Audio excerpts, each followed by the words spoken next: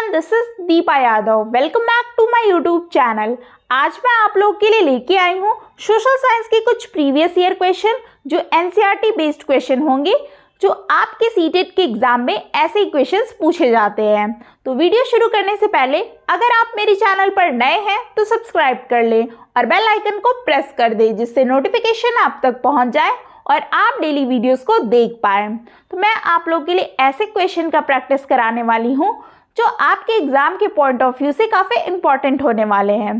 तो चलिए जानते हैं कि किस टाइप के क्वेश्चन आपके सेकंड पेपर मतलब कि सोशल साइंस जो जिनका सब्जेक्ट है उसमें कैसे क्वेश्चन आते हैं वो हम लोग करने वाले हैं। तो चलिए जानते हैं, फिर स्टार्ट करते हैं। तो देखिएगा, फर्स्ट क्वेश्चन जो है, statesman from which countries were part of the non elegant movement. किन किन देशों के राजनेता गुट निरपेक्ष आंदोलन का हिस्सा थे? Option A India, Yugoslavia, Indonesia, Ghana और इजिप्ट, मतलब कि मिस्र। इजिप्ट का मिस्र है हिंदी में, ठीक है, और इंडिया का भारत। नेक्स्ट है option India, America, Britain, France और स्पेन। नेक्स्ट ऑप्शन है इंडिया, रशिया, पोलैंड, हंगरी और रोमानिया। लास्ट ऑप्शन है कि इंडिया, पाकिस्तान, बांग्लादेश, श्रीलंका और चाइना। तो आपका क्वेश्चन में पूछा है कि किन किन देशों के राजनेता गुट निरपेक्ष आंदोलन का हिस्सा थे। तो इसका करेक्ट आंसर होगा ऑप्शन नंबर ए। भारत और युगोस्लाविया, इंडोनेशिया, घाना और मिस्र, ये जो है इन सभी देशों के राजनेता गुट निरपेक्ष आंदोलन के हिस्सा थे। तो इनके बारे में कुछ और पॉइंट हम लोग जान लेते हैं जो एग्जाम में आ सकते हैं। तो सुनिएगा, एक्सप्लेनेशन मैं दे रही हूँ वो आप ध्यान से सुनिएगा कि आप एग्जाम में अगर कुछ घुमा फिरा के भी क्वेश्चन बने तो आप उसको कर पाए, ठीक है। तो गुट निरपेक्ष जो आंदोलन की स्थापना है वो औपनिवेशिक व्यवस्था के पतन के दौरान हुई थी। यह वह दौर था जब नए नए देश औपनिवेशिक गुलामी से आज़ाद हो रहे थे। सितंबर 1961 में युगोस्लाविया के बेलग्रेड में गुट निरपेक्ष आंदोलन का पहला शिखर सम्मेलन आयोजित किया गया था और इसमें कुल क्या है 25 देशों के प्रतिनिधियों ने हिस्सा लिया था, ठीक है। तो किन किन देशों के राजनेता गुट निरपेक्ष आंदोलन का हिस्सा थे? तो वो इंडिया, युगोस्लाविया, इंडोनेशिया, घाना और इजिप्ट थे। तो option A is correct answer. Next question देखते हैं। विच of the following planets have ring around them. इनमें से किन ग्रहों के चार ओर क्या है छल्ले होते हैं? तो ऑप्शन ए है जुपिटर, मतलब कि Brihaspati. Option B Saturn, Shani. Option C Uranus. Option D है नेपच्यून। तो इसका करेक्ट आंसर आपको लगाना है, यहाँ पे ऑप्शंस दिए हुए हैं, ठीक है। चूज करना है कि इनमें से किन ग्रहों के चारों ओर छल्ले होते हैं। तो इसका करेक्ट आंसर होगा ऑप्शन नंबर ए। ये ए, बी और सी, बृहस्पति, शनि और क्या है यूरेनस, जो कि अरुण, यूरेनस को हिंदी में अरुण कहते हैं। तो इन सभी ग्रहों के चारों ओर छल्ले होते हैं, ठीक है। तो option A is correct answer. Next question देखिएगा। The Indian standard time IST is based on the standard meridian eight.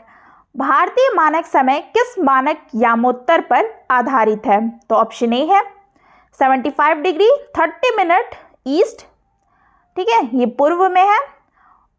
Option B है 78 डिग्री 30 मिनट ईस्ट, जो कि ये पूर्व।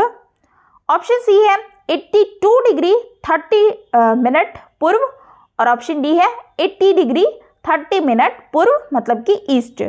तो इसका करेक्ट आंसर क्या होगा?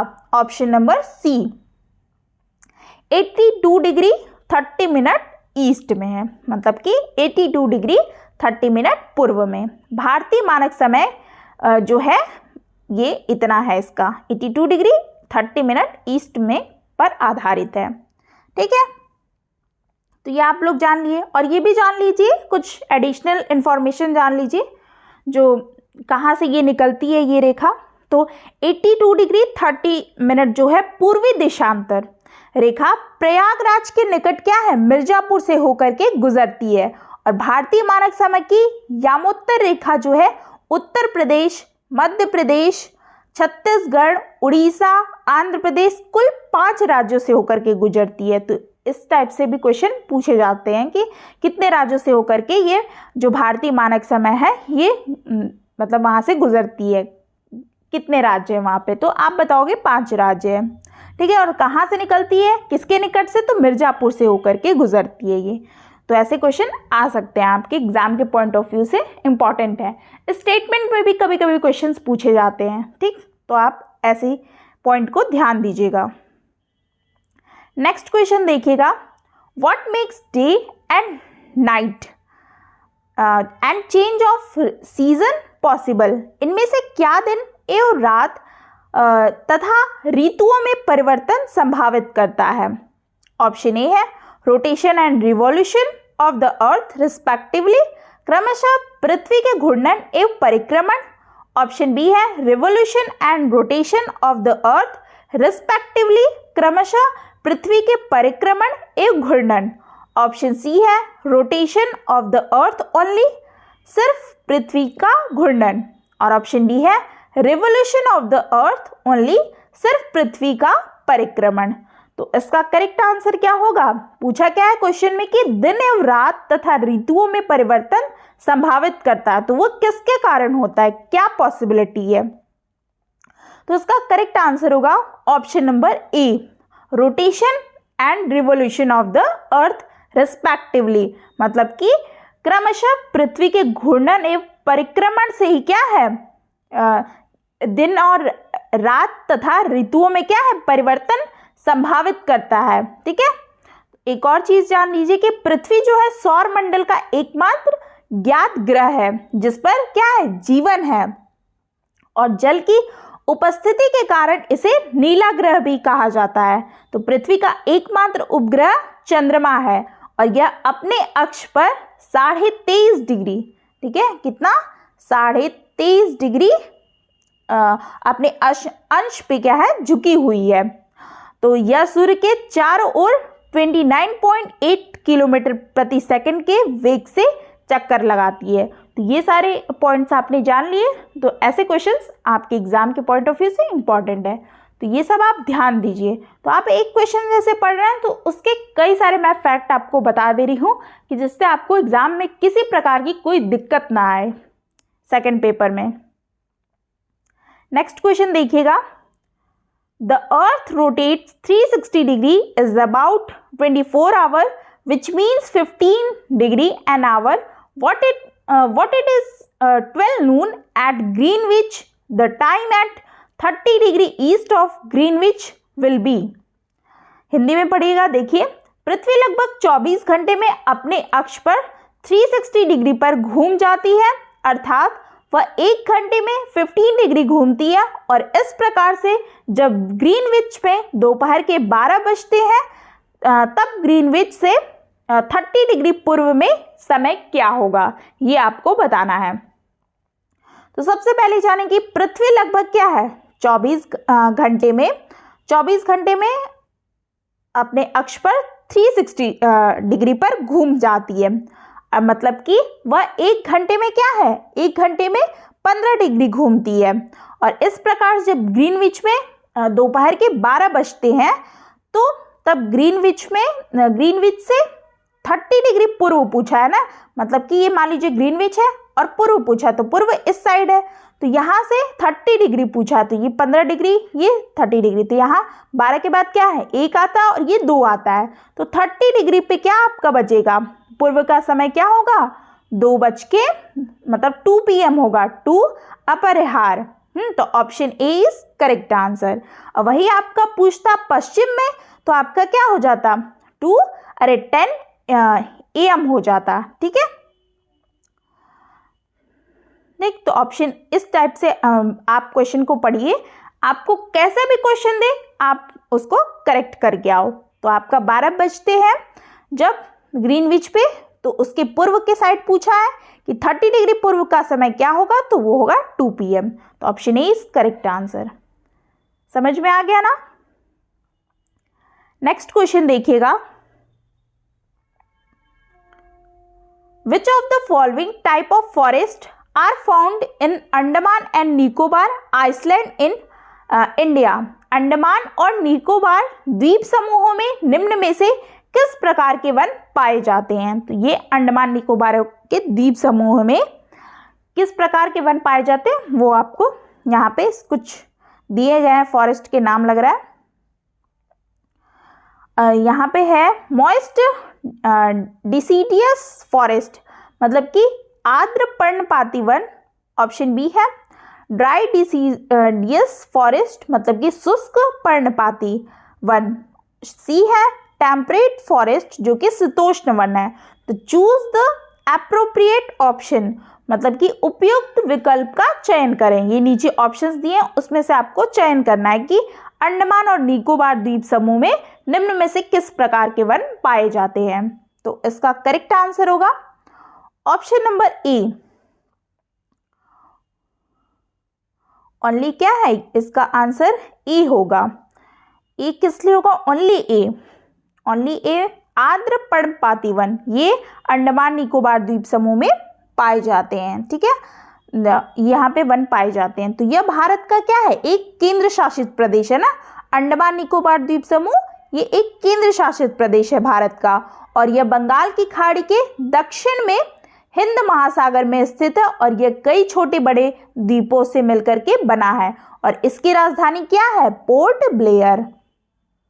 पोर्ट ब्लेयर, ठीक है, अंडमान निकोबार की। तो इतनी जानकारी आप लोगों ने जान ली, तो आपको कोई दिक्कत नहीं होनी। चलिए नेक्स्ट चलते हैं, देखते हैं क्या क्वेश्चन है। तो ये देखिए, read the statement A and R निम्न कथनों और मतलब निम्न कथनों और कारण को, कारण लग रहा भूल गया, और को पढ़िए। तो एसेसरेशन रीजनिंग वाले क्वेश्चन है। तो इसमें देखिए थोड़ा सा आपको दिखाई नहीं, ब्लर थोड़ा दिखाई देगा, तो थोड़ा समझने की कोशिश कीजिएगा।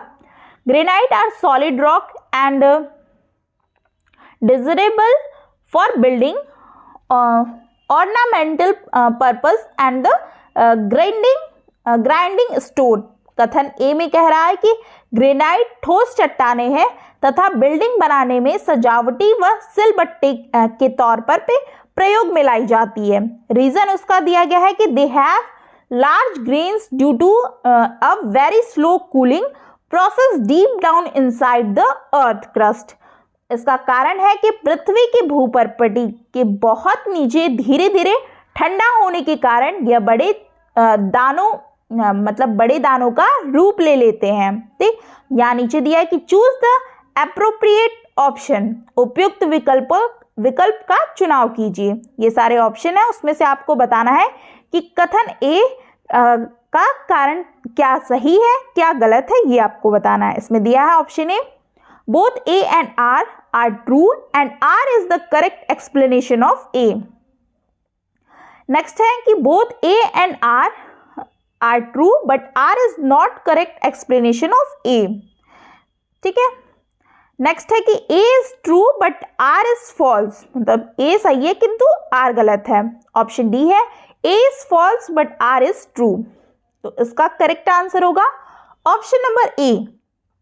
ठीक है, both A and R true and R is the correct explanation of A. ठीक है, ये दोनों ही कथन भी सही है और इसके कारण भी सही है। ठीक है, ये जो ग्रेनाइट है ना, ग्रेनाइट ठोस चट्टाने है तथा बिल्डिंग बनाने में ये सजावटी व सील बट्टे के तौर पर प्रयोग में लाई जाती हैं।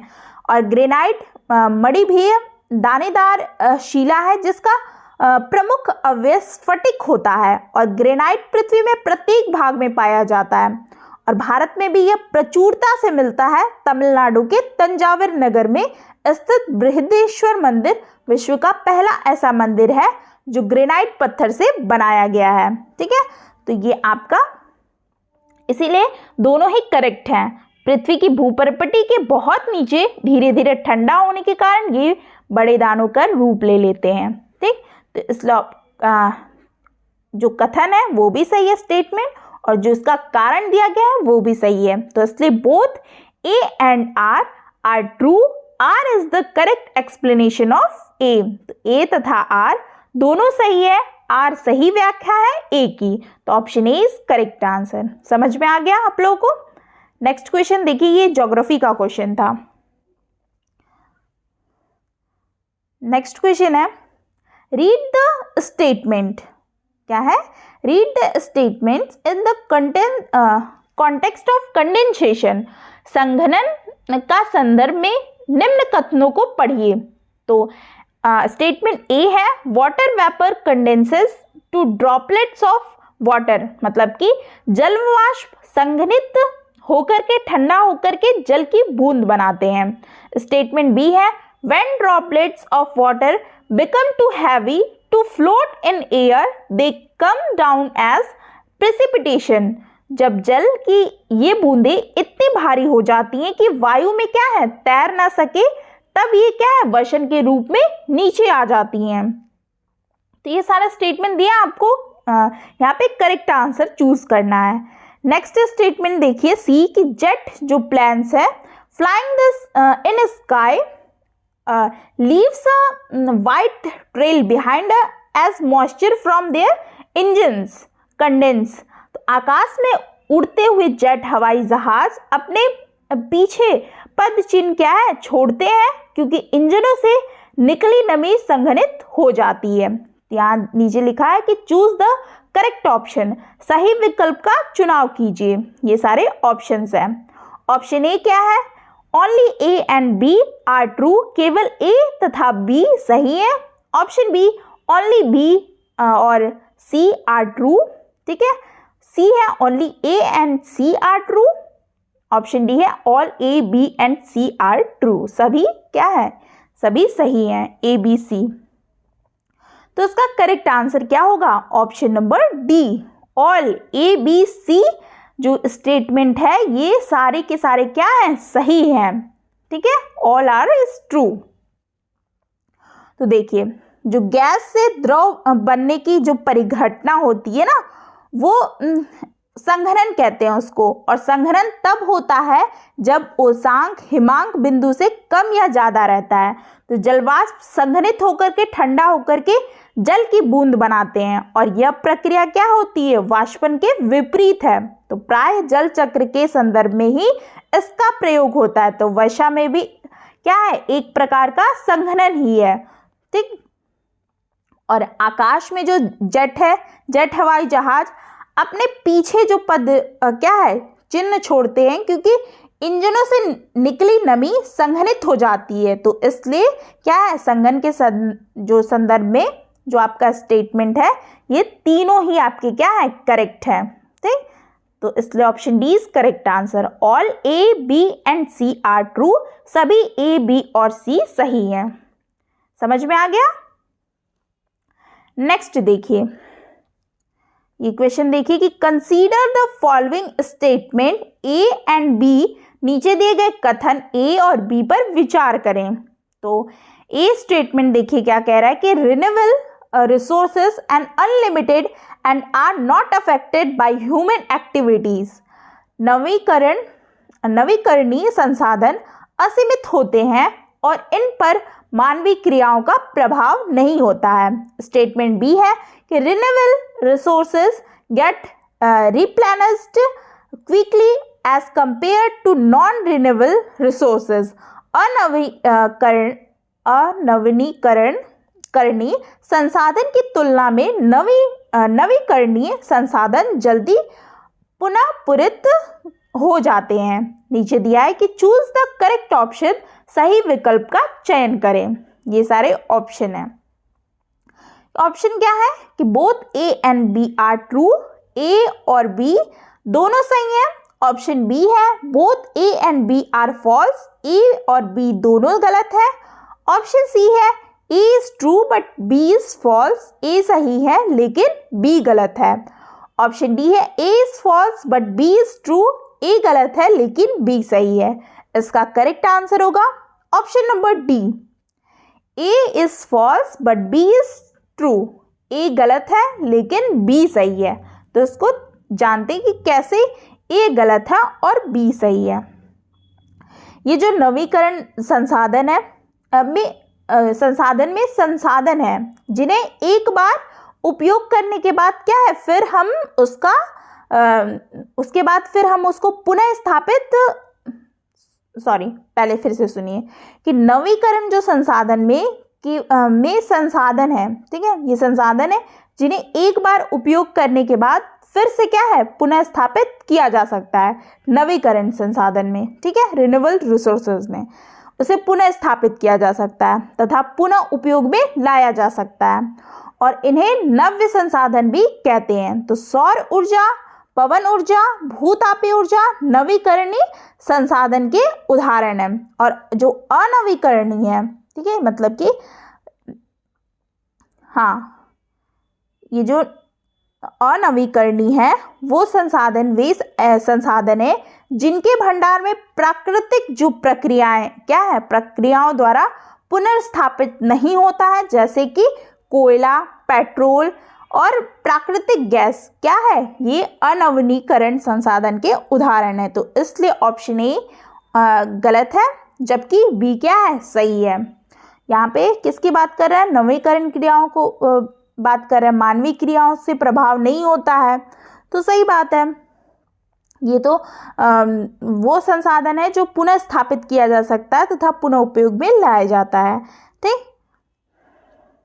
और अनवीकरण में ये संसाधन वे संसाधन जिनके भंडार क्या होते हैं, जिनके संसाधन वाले जिनके भंडार होते हैं जो प्राकृतिक प्रक्रियाओं द्वारा पुनर्स्थापित नहीं होता है। ये कोयला, पेट्रोल तथा पेट्रोलियम गैस जो है इस अनवीकरण के उदाहरण है। तो option D is correct answer, ठीक। तो इसलिए स्टेटमेंट ए क्या है, गलत है और स्टेटमेंट बी जो है वो सही है।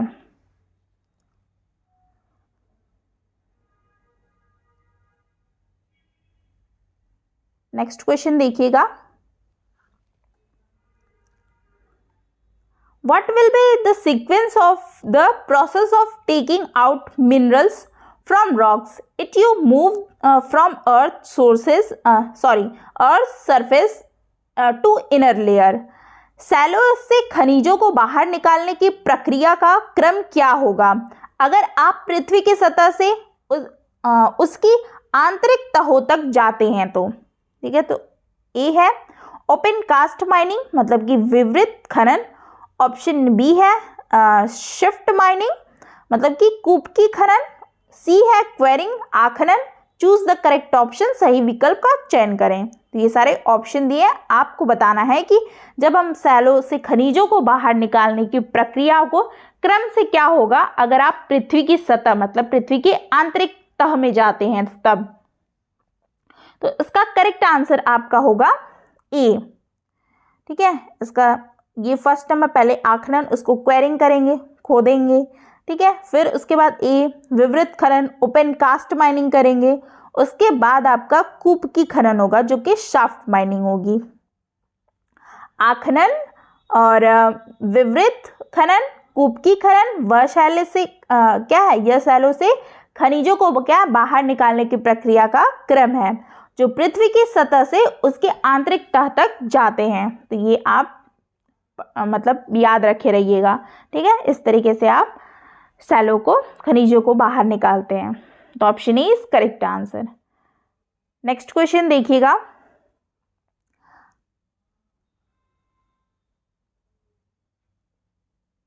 Consider the following statement about practice of shifting cultivation.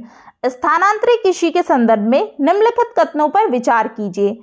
ए है statement A, there are areas of heavy rainfall, ये भारी वर्षा वाले क्षेत्र हैं। Statement B, it is practised in areas of quick reservation, या तीव्र पुनर्जनन वाले क्षेत्रों में प्रचलित होती है। स्टेटमेंट सी है, it is also called slash and burn agriculture, इसे कर्तन एवं दहन कृषि के नाम से भी जाना जाता है। ऑप्शन है इसमें पूछा है कि द करेक्ट स्टेटमेंट आर, सही वाक्य क्या है। ये सारे ऑप्शन है, तो इसका आंसर जो होगा वो होगा D. All A B and C क्या है, सभी सही है। सही वाक्य है। कैसे सही है, देखिए जो स्थानांतरित कृषि है ना वो के संदर्भ जो निम्न कथन ये जो दिए हैं सारे स्टेटमेंट क्या है, सही है। और ये भारी वर्षा वाले क्षेत्र होते हैं।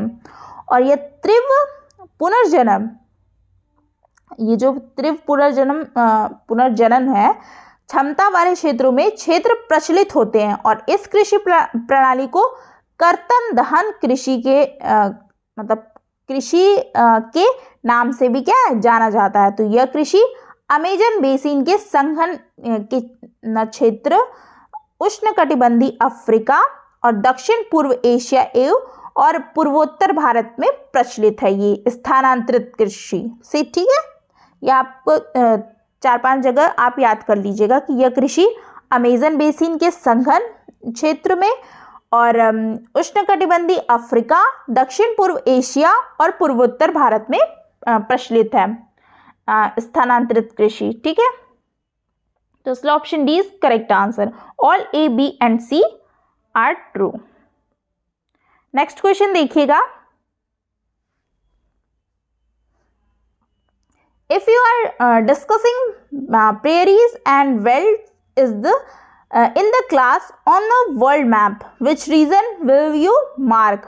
अगर आप कक्षा में प्रेयरी और वेल्ड पर परिचर्चा कर रहे हैं तो आप विश्व मानचित्र पर किस क्षेत्र को अंकित करेंगे। तो ऐसे क्वेश्चन आपको मैप से ज़्यादा अच्छे से समझ में आएगा, है ना। ये सारे क्वेश्चन जब बच्चों को आप पढ़ाने जाएंगे, 6 to 8 बच्चों को पढ़ाएंगे तो आप मैप के थ्रू पढ़ाएंगे ना, तब बच्चा ज़्यादा जब देखेगा वो सामने से तो उस चीज़ को वो ज़्यादा अपने माइंड में मतलब कर पाएगा, वो एब्जॉर्ब मतलब हाँ मतलब जो भी है अभी वर्ड नहीं आ रहा है वो अपने दिमाग में कंसीडर कर पाएगा, ठीक है। तो ऑप्शन ने दिया है कि USA and South America respectively. Option B है South America and Canada respectively. Option C है Amazon basin and South Africa respectively. Option D है Canada and South Africa respectively. तो इसका करेक्ट आंसर होगा ऑप्शन नंबर डी। ये क्या है, अगर हम पढ़ाएंगे बच्चों को कि प्रेरीज और जो वेल्ड है ये इस पर हम परिचर्चा करेंगे तो उसको हम कनाडा और साउथ अफ्रीका का क्या है उसको मैप दिखाएंगे। उसमें बताएंगे कि अगर आप मतलब विश्व मानचित्र में कनाडा और दक्षिण अफ्रीका के क्षेत्र को अंकित करेंगे उसमें, और उसमें बताएंगे कि यह शीतोष्ण कटिबंधीय घास के मैदानों के क्या है उदाहरण है। ये शीतोष्ण घास के मैदान के उदाहरण है प्रेयरी और वेल्ड, ठीक है। और यह 30 डिग्री से 45 डिग्री अक्षांशों के मध्यवर्ती भागों में पाए जाते हैं। और उत्तरी गोलार्ध में स्थलीय विस्तार क्या है अधिक होने के कारण इन मैदानों का विस्तार कहीं कहीं पे 50 डिग्री उत्तरी अक्षांश तक पाया जाता है। और इन घास मैदानों में संयुक्त राज्य अमेरिका व कनाडा में प्रेयरी, अर्जेंटीना उराग्वे, ब्राजील में पंपास, दक्षिण अफ्रीका में क्या है वेल्ड, यूरेशिया में स्टेपीज और ऑस्ट्रेलिया में डाउन्स कहा जाता है, ठीक है। तो ये सारे आप घास जो प्रदेश है वो आप पढ़ के जाइए। आपके एनसीईआरटी की बुक में शायद 8th या 7th क्लास की बुक में किसी में दिया हुआ है, ज़रूर आप पढ़ लीजिएगा। तो ये सारे ज्योग्राफी के क्वेश्चन आज ज़्यादा थे, ठीक है। तो आज का प्रैक्टिस सेट यहीं पे कंप्लीट होता है। जो भी मैंने क्वेश्चन आज लिए थे वो यहीं पे कंप्लीट करती हूँ मैं, और मिलते हैं फिर कल और भी अच्छे क्वेश्चंस के साथ। और आप एनसीईआरटी की बुक ज़रूर पढ़ जाइए 6 to 8 तक की, 6, 7, 8 जिनको भी अच्छा स्कोर करना है सेकंड पेपर में तो वो एनसीईआरटी ही पढ़ करके अच्छे से एक एक लाइन उसको पढ़ जाइए, क्योंकि एक एक देख रहे हैं ना स्टेटमेंट वाले क्वेश्चन पूछे जा रहे हैं। जो बच्चा बीच बीच में से अच्छे से पढ़ा रहेगा एक एक बुक के लाइन को और समझेगा, दिमाग में बैठाएगा उस चीज़ को, तभी वो ऐसे क्या है सवाल कर पाएगा। आई होप आपको वीडियो अच्छी लगी हो तो लाइक शेयर सब्सक्राइब करना ना भूलें। वीडियो को लाइक करके ज़रूर जाया करें। मिलते हैं फिर नेक्स्ट वीडियो में और भी ऐसे क्वेश्चंस के साथ। Thanks for watching.